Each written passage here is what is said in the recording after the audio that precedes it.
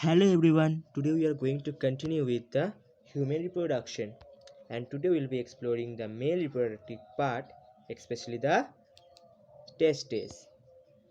The first and foremost we are having the male reproductive part, which is located in the pelvic region. Okay, now what does this male reproductive system consist of? The first we have the primary sex organ, which is the testes, and you can just add a scrotal sac with it. Okay, next we are having the secondary sex organs, under which we are having accessory glands, which consists of the seminal vesicle, prostate gland, corpus gland, or the bulbourethral glands. Next we have the ducts, under which we are having the vas deferens, rete testis, vas efferentia, epididymis, ejaculatory duct, and urinogenital duct. And lastly we have the external genitalia, which is the penis. So this is the male reproductive part. This is basically the posterior view. Now why I am saying that this is a posterior view, because here we can look at the epididymis, which is present in the posterior part. Okay, you can see this is the epididymis, which you can look at here. So this is mainly in the posterior part, so you can just have a look at it. Next we have the side view of the male reproductive part or the system. Now we will be seeing the testes. So we will be tracing on the testis now. So this is the picture of a testis in the scrotal sac. Now if I am labeling the parts, so you can see the first and foremost is the scrotal sac or the scrotum or scrotal sac, which is just a pouch like projection hanging from the abdominal cavity. Next we are having the scrotal scroti internally, and externally we have the scrotal raphe. So scrotal scroti is mainly the partition internally, which is dividing the scrotal sac into the left and the right scrotal sacs. Basically it's the division, and the raphe, which is seen externally, is just denoting the presence of the scrotal scroti. Next we are having the vaginal coelom. This is the, you may say, the empty space, or the mainly the space in which the testicles are mainly present, the testes are mainly present. So this vaginal coelom is filled with hydrocele. It acts as a shock absorber. Next we have the inguinal canal, through which our testis is being attached to the abdominal cavity. And next we are having the gubernaculum.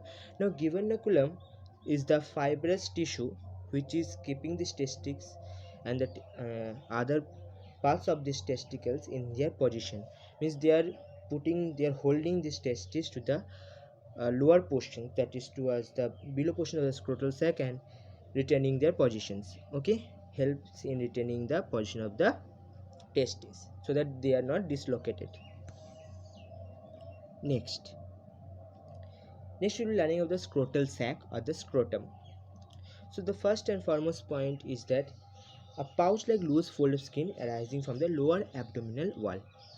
It hangs between the two legs. Its dermis consists of a continuous layer of smooth muscle fibers, which is known as the Dotter's tunic. It is known as Dotter's tunic. Internally, the scrotum is divided into left and right sacs by scrotal scroti. So as I have told you, internally it is divided into right and left scrotal sacs by the septum scroti or the scrotal scroti. The skull-like raphe marks the septum position externally, and the testis is developed in the abdominal cavity and descends into the respective sacs during 7th month of the development. Okay, so there may be a question that at which month of development does the testis do descend? So that is the 7th month of development, and that is also through the inguinal canal. Next we have the testis or spermus. So in the spermaries or in the testis, we can see first it is the soft, smooth, pinkish and oval bodies. Okay, its length is 4 to 5 centimeter, its width is 2 to 3 centimeter, and the thickness is 2.4 to 2.5 centimeter. the weight is 10 to 12 gram. Okay, it is extra abdominal in the scrotal sac, and which is required for spermatogenesis. Now why it is required for spermatogenesis? Because the spermatogenesis is favored as at a temperature of 2 to 2.5 degrees Celsius below the body temperature. So what's our normal body temperature? If I say what's our normal body temperature is 37 degrees C. Okay, so it is 34.5 to 35 degrees C at which the spermatogenesis is favored. Okay, now next point. Temperature of the scrotum is maintained by dartos muscles. It is maintained by the dartos muscles. And the testes are kept in position by the gubernaculum and the spermatic duct. Okay, it is also a part will come in the later slides that what forms this spermatic duct. So the testes are kept in position by the gubernaculum and the spermatic cord. Next, the left testis is generally 1 centimeter lower than the right testis in the scrotum. Now the reason for this is that to avoid the hemorrhage. Okay, to avoid any harm to the testis. Okay, so reason for the lower left testis is that they do not cause any harm to each other. Next we'll be going to the microscopic anatomy of testis. Now we will be going to the microscopic anatomy. So this is a microscopic view how it looks. Let me just label it for you. Okay, so first is the tunica albuginea, that is the innermost layer, okay, of the testis. Next is the tunica vaginalis, that is the outermost layer. Okay, now yeah, one more thing I would like to say, that the tunica albuginea, tunica vaginalis is there, one more layer is also present there, okay, which is very thin. We'll be seeing that in a picture. Okay, so these are the two important layers which are being discussed in almost all of the books, and also the most important layers are the tunica vaginalis and the albuginea. So I have just mentioned in this picture this one. In the later picture we'll be seeing the third layer also. Next is the testicular septum. Now this testicular septum is formed how? By the depression of the tunica albuginea. By the depression of the tunica albuginea. You can see here it's the depression. It's the depression you can see here. Here you can just see the depression. Let me just do it for you all. Wait. You can just see here the depression. This is the depression, okay, which is forming the testicular septum. Next we have the testicular locules. So testicular locules are mainly the divisions of the compartments that are formed. Okay, these are the lobules. Next we are having the seminiferous tubules. These seminiferous tubules are mainly coiled tubes which are present in each compartment, and each compartment or each testicular lobules is consisting of 1 to 3 seminiferous tubules, and there are almost 250 to 300 testicular lobules in each testis. Okay, so we'll discuss that later, but here just for the information I'm telling you, later it is also mentioned in the slides. Next it is the tubuli recti. So these are mainly the straight portions or the end portions of the seminiferous tubules which are almost straight, and they combine to form means you may say capillaries, capillary structures. Okay, or you may say a bunch of small capillaries, or the tubuli recti forms this recti testis. Okay, a point where all these recti testis is joining, and all the tubes of the recti testis are joining and forming the vas efferens or the vas efferentia. Vas efferens is the singular form and vas efferentia is a plural form. Next we are having the epididymis, which is a singular form, or epididymitis. This is the plural form. So epididymis is the singular form and epididymites is the plural form. Now let me summarize what I have told you. So first I have told you about the tunica albuginea, which is the innermost layer. Next, the outermost layer is the tunica vaginalis. Next, we are having the seminiferous tubules, which are present in the testicular lobules found by the testicular septum. And these seminiferous tubules are straight at their ends, which is known as tubular recti, and they form a bunch of capillaries, a capillary tube like structure, okay, which is known as the collection of all these tubular recti forms the capillary bunch, you may say, which is known as the testicular retitestis. And these retitestis are going out of this testicle. Retitestis are going out of the testicle through small bunches of vessels or tubes, which is known as the vas efferents, okay, and then it is finally taken to the epididymis. Done. Okay, now protective layers of the testis, that's tunicae. So there are three layers, as I have told you. So as I have told you that in this picture I have shown this tunica albuginea as the innermost layer, but there is also one more layer there. You can just find it here, that is the tunica vasculosa. Okay, so first we are having the tunica vaginalis, that is the outermost layer. Tunica albuginea, that is the middle fibrous layer, that is the fibrous middle layer, okay, and the tunica vasculosa, that consists of network of capillaries supported by connective tissue lining the tunica albuginea. Okay, so this is very thin, it's very thin. Okay, now here also you can see the picture once. I can just show you. You can just get to see here. See, this is the vascula. See, tunica vasculosa. Okay, so this is the tunica vasculosa. Okay, let me just do one thing. So this is the tunica vasculosa, this is the albuginea, this is the tunica vasculosa, this is the albuginea, and this is the vaginalis. Okay, so you got to see the structure of the testis. You can just have a look at it for the next 5 seconds. So done with the structure, you can just see it. Now the testicular lobules and the seminiferous tubules. So the tunica albuginea form depressions at certain distances, forming the testicular lobules. So the tunica albuginea is forming some depressions, okay, at certain distances, which is forming these testicular lobules or the testicular compartments. So each testis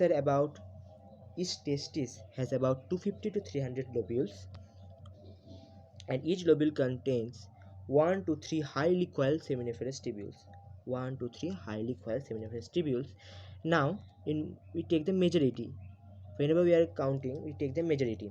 So if I take the majority of it, so it comes out to be, if I take the majority, so let's take this one as the majority, 300, and here 3.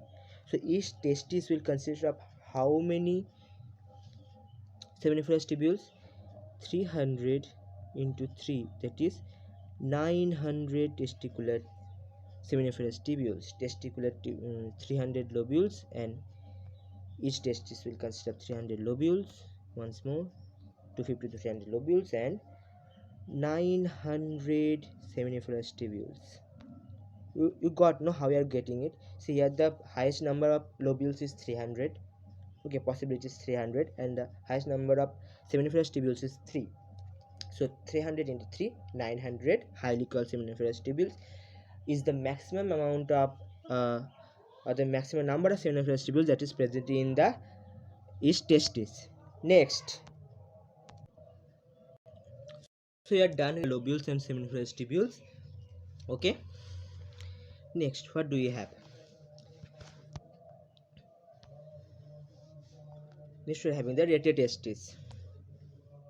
Yeah, so retitestis, the seminiferous tubules are coiled and closed at one end, but are straight and open on the other side, joining to form a network that is the retrotestis. Okay, so the retrotestis is mainly the network of capillaries or the network of this tubuli recti. Okay, tubuli recti, it is the network of tubuli recti, which is the retrotestis. You can just remember this means the definition of it as I have given you, or you can learn it from your books also, respective books. And to remember these different parts, the microscopic parts of the testis, just practice the diagram, and then you will see that when you are practicing it 1 to 5 times, you practice on the first time, so you will get to see that okay, this is a structure. In the second time you will see the structures more means closely, you can remember it. And if you practice it 3 to 5 times, the whole picture will be in your mind. It will just be like a memory in your mind, and whenever you will close your eyes, you will just remember it. Okay, and just when you are drawing it, you can just see and draw for 3 to 5 minutes, 3 to 5 times basically. So it will get means hold, you will get hold of this picture, and everything will be clear about it. Don't get confused with it. Next, the vas efferents. From retrotestis, 15 to 20 fine ciliated ductules are present. Okay, these ductules is called the vas efferents and are collectively called the vas efferentia. As I have told you in the picture also that the plural form is vas efferentia and the singular form is vas efferens. Okay, from the retrotestis, 15 to 20 fine ciliated ductules arise, and each ductile is known as vas efferens, and collectively they are known as the vas efferentia. At places, this vas efferens is having cilia to facilitate sperm transport. Okay, to facilitate the sperm transport. Next, here you can see the epididymis.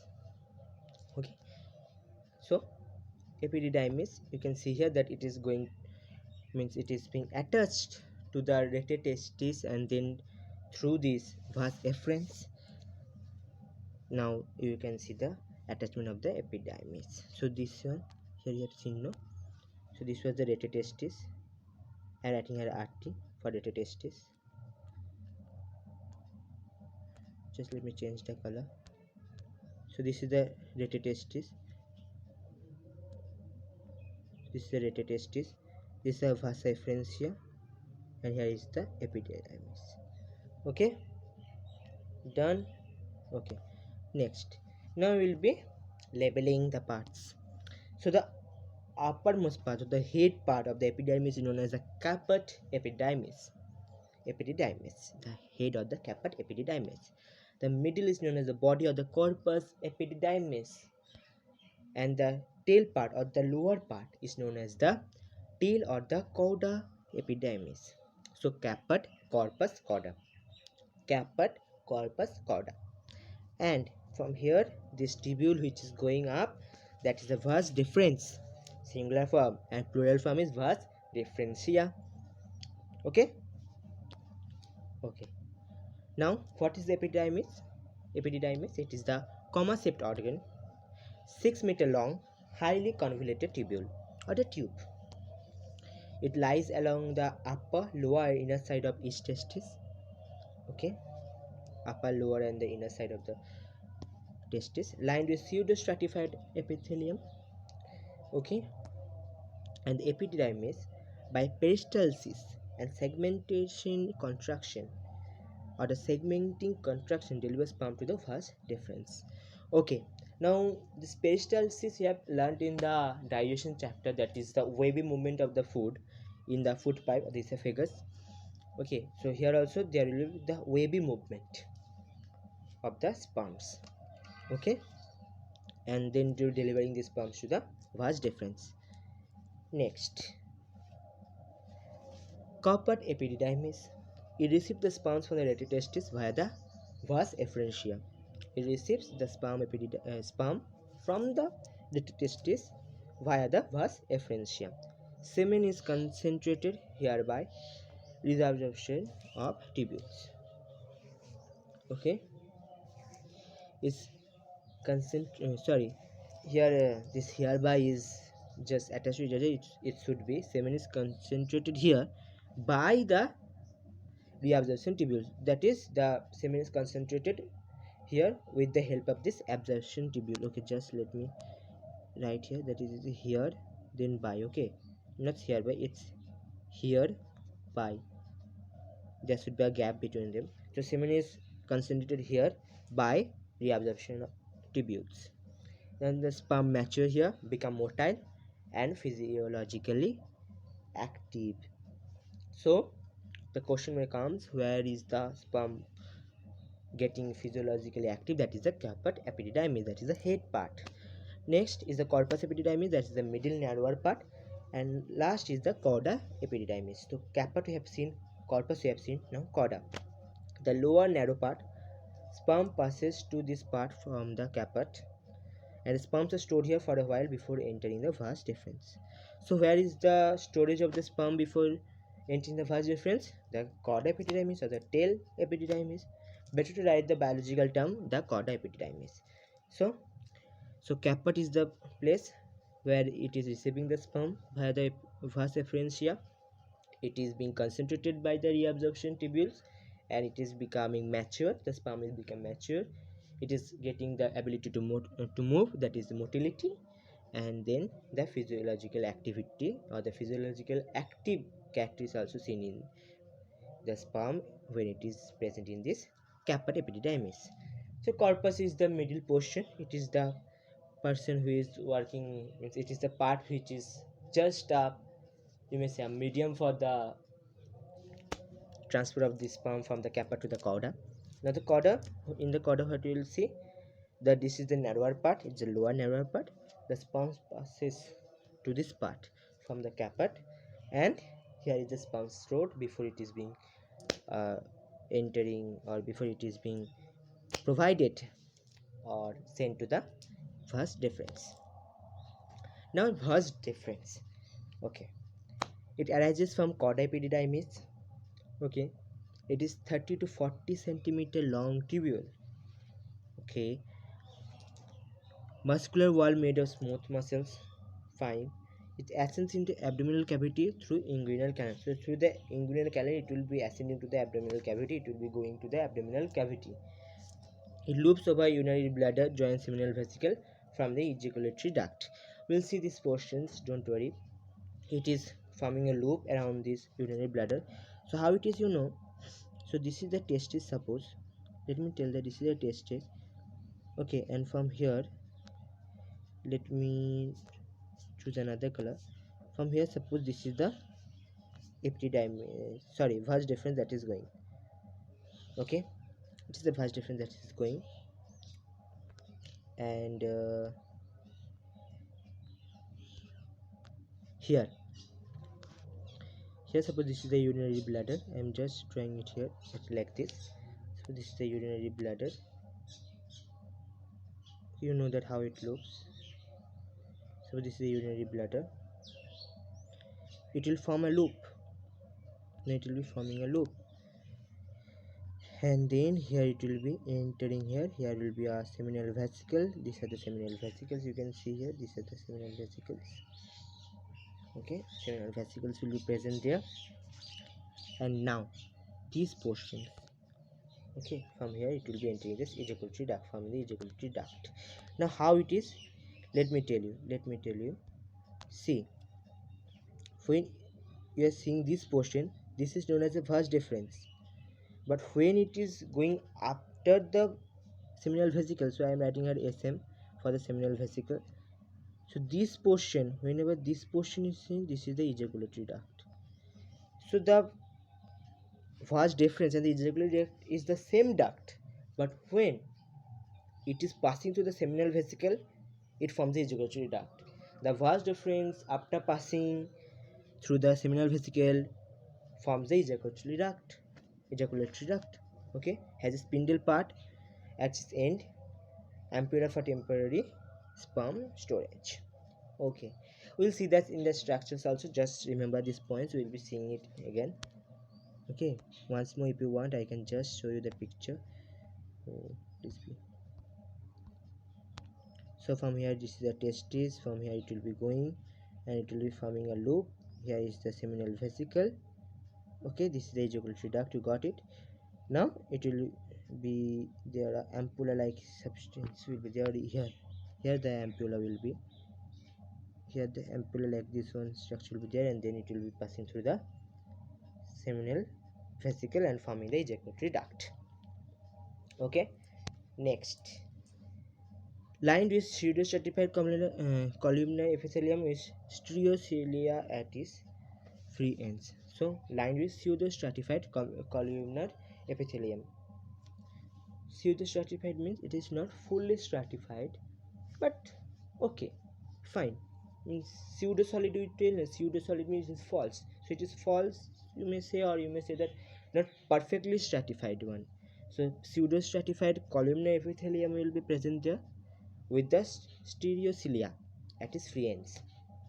Peristaltic contraction propels sperm through it, and the vas deferens ascends the pelvic cavity through inguinal canal along with testicular artery. Okay, this portion is important one.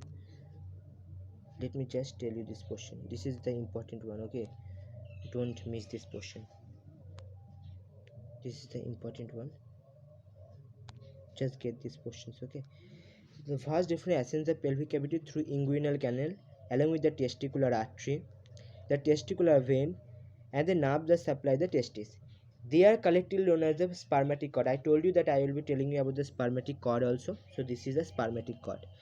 If I could do, let me put here one like this. This is the important one. Okay, just remember it. So this is the important part. Done. Okay, now vasa efferentia and vasa differentia. What are the differences between them? So first we will see the vasa efferentia. So vasa efferentia, they arise from the rete testis. Vasa differentia arise from the chorda epididymis. Vasa efferentia may be formed of 15 to 20 in number, and vasa differentia is just 2 in number, one from each testis. Vasa efferentia are fine and delicate, and the vasa differentia are thick. That is not arc, that is are thick. Okay, vasa efferentia has lining bearing the ciliated cells. Okay, and vasa differentia is having the stereocilia. Vasa efferentia carries spermatozoa, that is the sperms basically, the spermatozoa from the rete testis to the epididymis, and the vasa differentia is carrying the sperms or the spermatozoa from the chorda epididymis to the ejaculatory duct. Vasa efferentia is facilitated, or the sperm transfer is facilitated in vasa efferentia through ciliary movements, and in vasa differentia it is propelled by the peristalsis or the muscular movement. So just have a look at it. So vasa efferentia, that is they arise from the rete testis, vasa differentia from the chorda epididymis. Vasa efferentia is 15 to 20 in number, vasa differentia is 2 in number. Vasa efferentia are fine and delicate, vasa differentia are thick. Not arc thick, that is are thick. Again I am telling you repeatedly. Vasa efferentia is lined with ciliated cells, vasa differentia with the stereocilia. Vasa efferentia is carrying the sperms from the rete testis to the epididymis. Vasa differentia from the epididymis, that is from the chorda epididymis more precisely, to the ejaculatory duct. Ciliary movements is facilitating the sperm transport in vasa efferentia, and peristalsis is propelling the sperm movement in vasa differentia. You have to remember these differences. Okay, and even these differences will also help you to write about this respective vasa efferentia and vasa differentia. Just if you want, you can just take a screenshot of it. Just take a screenshot. I'll wait. Done. Okay, next, so here you can see one more structure, one more picture is given, so you just see it. You can see seen.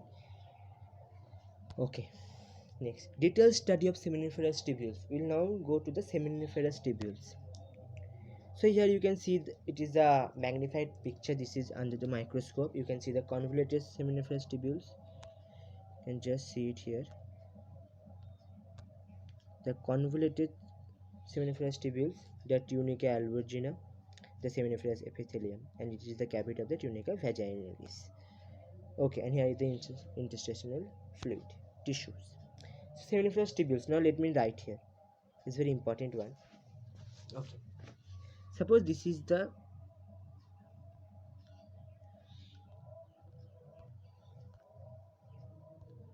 it's the it is the intercellular space. Okay, let me write here intercellular space. Okay, is the intercellular space, and these are the tubules. These are the tubules. Cross section we are doing. Okay, these are the tubules. Okay, so the square you can see the rectangle. You can see this portion is the interstitial space. Interstitial space, and this was the tubules.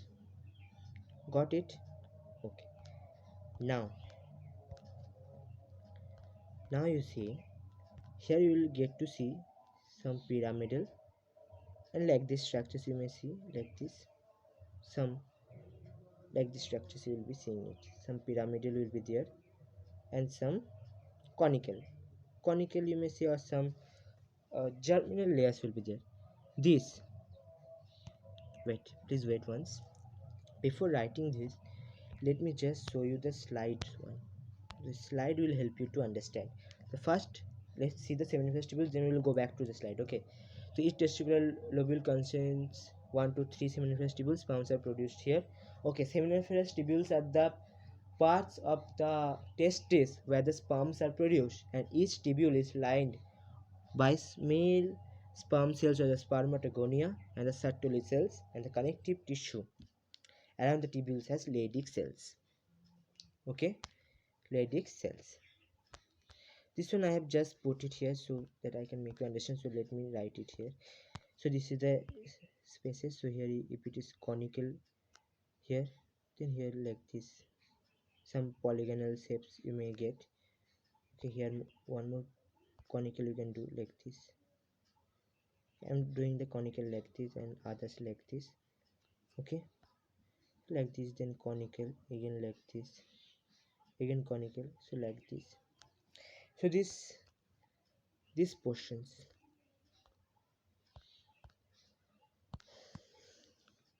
these conicals are the Sertoli cells. Sertoli cells. Okay, these conicals are the Sertoli cells, and these polyhedral shapes are the germ cells or the spermatogonia. Okay, or the spermatogonia. And here you will get to see these interstitial cells also. You can see here, these interstitial cells are the Leydig cells. Leydig cells. Okay, so this is just a picture I wanted to show you. You can just have a look. You have seen the slides. Okay, so male sperm cells are also known as spermatogonia. Okay, and spermatozoa is same as the sperms. Okay, now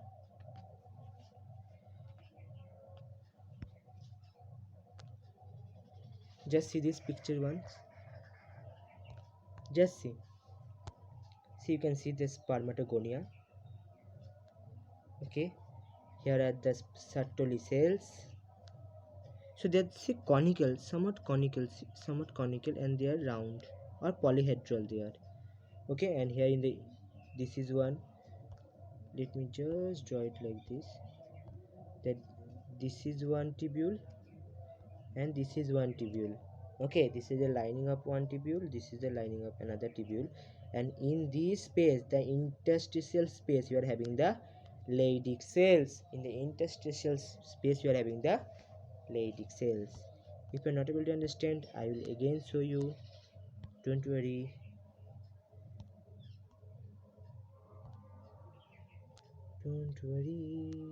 Please wait. Okay, so this is the boundary of one, this is the boundary of the other. Okay, So these are the Leydig cells. Here you can see some conical parts, some conical like, it is not like this conical, but yeah, somewhat pyramidal or conical cells. This is the Sertoli cells, and some round or some polyhedral shapes, that will be the spermatogonia, the germ cells. Okay, fine. Here, seen this one. Now we will see the spermatogonia of the male germ cells. It is found on the seminiferous tubule lining, give rise to spermatozoa, which are released in the lumen of the tubules. Okay, in the lumen of the tubules. So lumen basically means this spaces. Okay, the connective tissues that is present or the in the cells itself. Okay, in the cells itself, this is the lumen where these cells are present basically. So in the lumen of the tubules. Next we have the Sertoli cells. These are pyramidal cells found at the lining of the seminiferous tubules, also called sustentacular or nurse cells. Okay, this is very important. This portion also called sustentacular or nurse cells, because the question comes that which cells are known as the nurse cells. So that is the Sertoli cells. It provides nourishment to developing spermatozoa. So functions now, these are also important. It provides nourishment to the developing spermatozoa. It regulates the spermatogenesis by releasing inhibin to check follicle stimulating hormone, that is FSH overactivity. It absorbs the shaded parts, sorry, not the soft parts. It absorbs the shaded parts of the developing spermatozoa. It releases anti-Mullerian factor for preventing development of oviducts or Mullerian ducts in males. Okay, because males do not need the oviducts, you know that. Okay, and then releases androgen binding protein, that is the male sex hormone proteins. Androgen means the male sex hormones.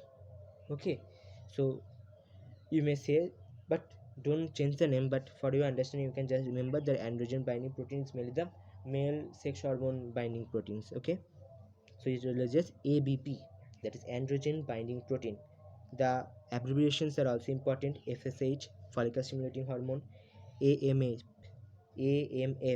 anti-Mullerian factor; and ABP, androgen binding protein. And it forms blood testis barrier, so that the blood is not being, means the testis is not filled with the blood basically. So it acts as a barrier. The Sertoli cells acts as a barrier. Next, the Leydig cells. These are groups of polyhedral cells. Okay, these are the polyhedral cells. So if I could say here, wait, these are on the lining. So in the lining, if you see any cells, they are the spermatogonia or the male sex cells, germ cells. The pyramidal cells are the Sertoli cells, and the polyhedral cells are the Leydig cells. Okay, yes, I remember that I have told that this spermatogonia or the male germ cells are the polyhedral. Yeah, they are. Okay, they are, but they are not too much, means differentiated like that, or you cannot get too much of look like the polyhedral shapes. But in Leydig cells you will see the polyhedral looks. Okay, polyhedral shapes you can see. So just for me remembrance, you can just do like this. So this is my seminiferous tubule. Here the cells which are present on the lining itself. This is the spermatogonia. Next layer, if you do these things, wait, let me rub this and use another color like this. The color, let me do it here. This is a layer you have done. If it is here, the pyramidal shape, these are the Sertoli cells, and between two seminiferous tubules, the interstitial space is filled with these Leydig cells. These are basically polyhedral. Different shapes will be present here. Okay, Fine. Okay. Now, polyhedral cells found in the connective tissue around the seminiferous tubules.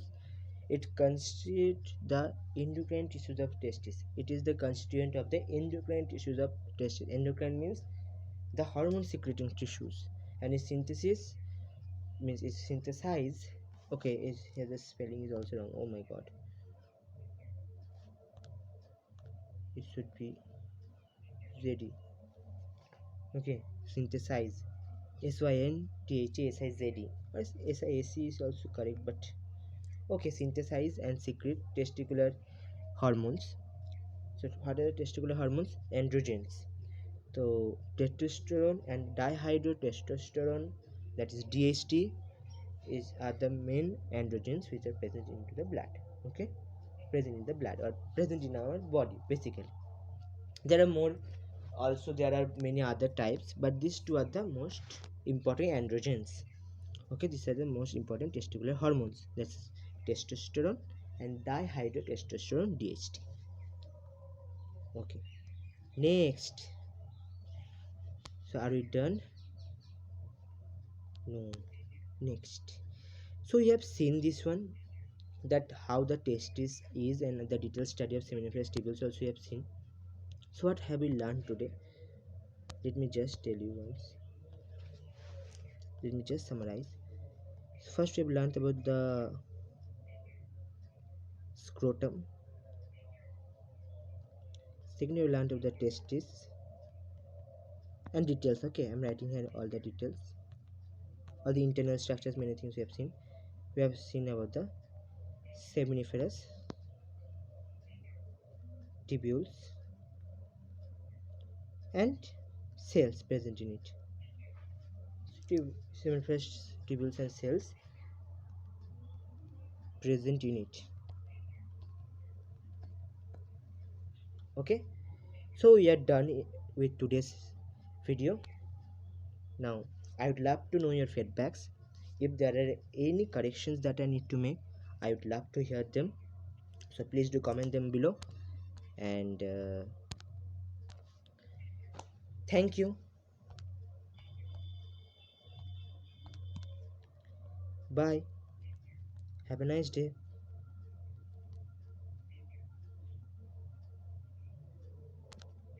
Bye.